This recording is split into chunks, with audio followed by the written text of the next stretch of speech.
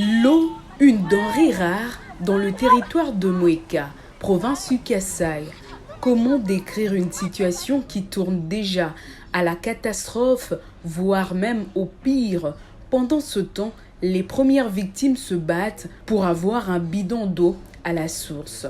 On va en brousse, il y a des sources d'eau en brousse et les enfants vont puiser. Et ça peut représenter 20 minutes, 25, 30 de marche aller-retour. Mais vu que la population du territoire est en train d'augmenter, il y a toujours des problèmes à la source là. Les enfants peuvent aller le matin pour revenir un peu tard, ou si vous ne tirez pas attention, la police va déjà le prendre là-bas parce qu'il y a beaucoup d'enfants, beaucoup de femmes qui se chamaillent, qui se battent même à la source là, et ça pose problème. Oui, c'est pour vous dire que la régie des eaux ne fonctionne plus à Mweka, ça fait déjà plus d'une décennie que la régie des eaux a cessé de fonctionner. Mweka était bien servi en eau quand il y avait la régie des eaux. La régie de distribution d'eau de la République démocratique du Congo est pointée du doigt. Une régie des eaux aux abonnés absents il y a plus de 2 décennies. Mweka doit désormais sa survie au projet de renforcement des infrastructures socio-économiques de base dans la zone centre de la RDC prise. Là encore, les travaux d'adduction d'eau potable évoluent à pas de tortue. D'une manière générale, l'eau c'est la calamité dans le territoire de Mweka. Parce qu'à Bélirette, que l'entreprise Régie des eaux était tombée en faillite. On peut compter 15 ans, 20 ans, ils ne sont pas fonctionnels. Et depuis ce temps-là, la population est en difficulté d'avoir d'abord de l'eau pour la lessive et difficilement de l'eau potable. Tout ce qu'on faisait comme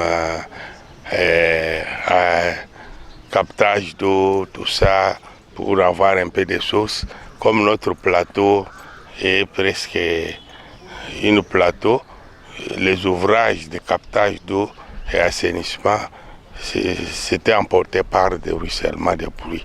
Nous n'avons pas des ouvrages pour un peu puiser de l'eau, mais on avait bravé et puis applaudi quand on a trouvé le projet prise venir ici pour, avec volet, forage d'eau potable.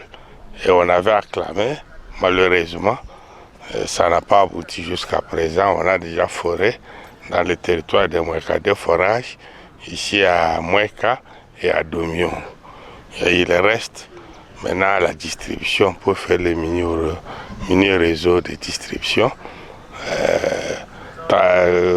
Château d'eau, construit château d'eau et puis réseau de distribution et bonne fontaine. Et c'est ce que nous attendons à bras ouverts. Oui, Mweka attend de l'eau potable à bras ouverts et la nouvelle société civile dit avoir embrassé l'arrivée du projet prise avec beaucoup d'intérêt et d'estime. C'est une bonne initiative que nous avons embrassée avec beaucoup d'intérêt, avec vraiment estime envers les projets pris. Mais seulement nous avons constaté que ça dure. C'est ainsi que nous posons la question, nous voulons connaître, parce que chaque projet a un début et une fin. Nous voulons connaître ce projet ici pour que ça puisse aller jusqu'à la fin, pour que nous puissions commencer à boire cette eau-là. Parce que nous, ce qui nous intéresse, c'est de l'eau. L'eau potable. Dès qu'on a déjà de l'eau, on boit ça, on utilise ça pour d'autres choses. C'est à ce moment-là que la population va sentir que réellement, on a pensé à nous, réellement, le projet prise a fait quelque chose. Mais depuis qu'il y a eu le forage, ça fait déjà... Nous, on pensait que 3 mois après le forage, on pouvait déjà bénéficier de cette eau-là. Mais nous nous rendons compte que ça a déjà fait presque 2 ans. Presque 2 ans qu'il y a le forage et c'est resté toujours comme ça. Et maintenant que vous êtes de nouveau sur le terrain, on se demande, c'est pour nous amener encore jusqu'en 2024 sans eau potable ou vous pouvez nous garantir que d'ici la fin de l'année, nous pouvons déjà bénéficier de cette eau-là. C'est ça la question qui est dans la communauté. La question d'accès à l'eau potable est dans tous les salons de Mweka. Même les églises n'échappent pas à cette réalité. Tous les fidèles, toute la population, nous-mêmes en particulier. vous avez un problème de l'eau. Et vous faites comment pour avoir de l'eau? Vraiment, c'est très difficile. Par jour, par exemple, moi, chez moi, tout un peuple, je pars même à 10 bidons par jour. Maintenant, un bidon coûte 1000 francs dans notre cité. C'est juste obligé de dépenser au moins 10 000 francs, soit 8 000 francs par jour pour avoir de l'eau à s'approvisionner à la maison. Il y a une grande difficulté à Mouéka et concernant l'eau à boire ou soit l'eau potable. La version que nous venons d'entendre est-elle la même que détiennent les autorités administratives du territoire de Mouéka? Vraisemblablement, et la société civile et les autorités, tous émettent sur la même longueur d'onde. La situation est catastrophique parce que, faut que je le dise, les mamans de Mouéka parcourent des distances et elles sont obligées d'affronter des montagnes pour aller rechercher cette eau que nous consommons. Je peux vous surprendre qu'un bidon d'eau ici à Mouéka revient à 1000 francs. Pour un ménage comme le mien, je suis obligé de dépenser par jour 20 000 francs pour l'eau. Et que dire de toutes les autres familles? Donc c'est une souffrance énorme. Connaissant ce que l'eau représente pour la vie d'une personne, à manquer, comme nous vivons la situation catastrophique ici à Mouéka, c'est vraiment douloureux et ça me fait très mal. Je suis très mal à l'aise chaque jour lorsque je dois penser à cette situation-là. Revenons aux travaux d'adduction d'eau potable construits dans le cadre du projet Prize à Mouéka, chantier abandonné ou travaux aux arrêts, l'administrateur du territoire hausse le ton. Nous avons déjà le projet de prise qui est là, mais inachevé. Et je leur ai dit que nous comptons beaucoup sur le finissage de ce projet parce que c'est une souffrance énorme, surtout pendant la saison sèche que nous sommes en train de traverser là. C'est une souffrance énorme. Nous n'avons pas la facilité d'avoir l'eau dans nos maisons. Quel est le taux d'exécution de différentes interventions du projet Prise dans la province du Kasaï? Agir Sarel est l'entreprise qui a gagné le marché. Elle s'est déployée dans la zone il y a plus d'une année, mais le constat sur le terrain est tout autre. Bref, les différents chantiers ne sont pas abandonnés. Non, le chantier n'est pas abandonné. Nous, on est venus dans l'intention de finir les travaux, de commencer et de finir les travaux. Mais malheureusement, ce qu'on est venu rencontrer ici n'a pas été ce qui était prévu. Parce que l'accessibilité, c'est sérieux.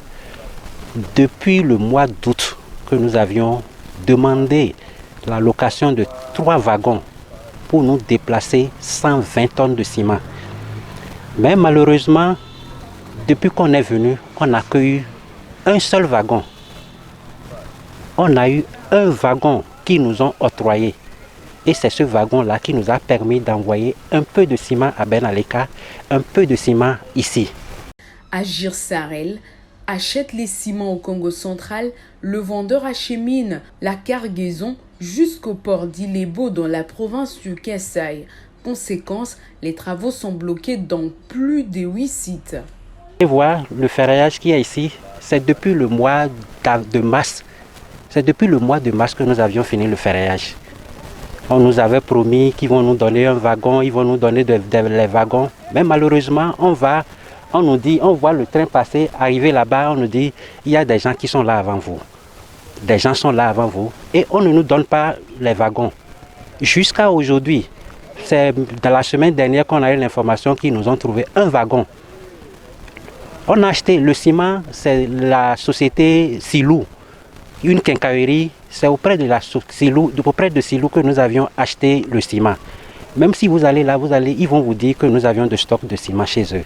Mais le transport, difficile. Difficile. Vous le radiez qu'il y a ici, il nous faut 1200 sacs avant de pouvoir couler, avant de démarrer la bétonnière. Ce n'est pas un coulage qui se fait en 2 temps. On commence, on doit finir. Si nous n'avions pas 1200 paquets dans le magasin, on ne peut pas démarrer la bétonnière. Et depuis, on n'a que 40 tonnes là. Avec 40 tonnes, on ne peut pas couler le radier. On ne peut pas. Donc, c'est ça qui crée les retards qu'on a. Le personnel est sur le terrain. On est là depuis que nous on est venu du Bénin. On est venu depuis le mois d'octobre. Le 16 octobre, on a quitté le Bénin. Mais jusqu'à aujourd'hui, voilà le niveau où on est. Est-ce que avec joie, on peut traîner, on peut être sur le terrain et ne pas travailler? La réponse est non.